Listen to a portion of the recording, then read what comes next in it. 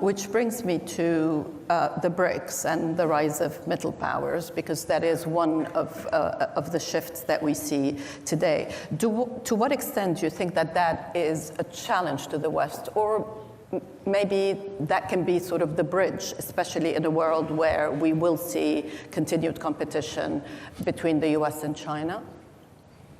And I'm going to ask Minister Jaishankar first, but I'd love for both of you to come in as well. I thought maybe the BRICS one, you wanted the US. After you, Jack, please. Look, again, I think it's important to go back to how it began. The BRICS started in an era where Western dominance was very strong. The premier gathering of the world was the G7.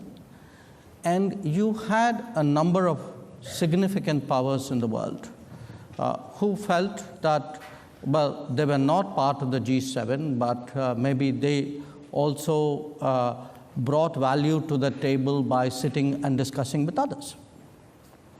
So in a sense, you had a collection of these countries. It was originally 4. South Africa joined later. If you look at it, it's a very interesting group because it's geographically as disparate as it can be. Yet it is bound by the fact that these discussions we've had over a decade and a half have been very useful for all of us.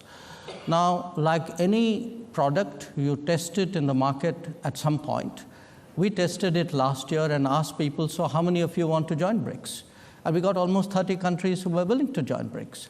So clearly, if 30 countries saw value in it, there must be something good we've done. So I think it's important today to make a distinction between being non-West and anti-West. Mm-hmm.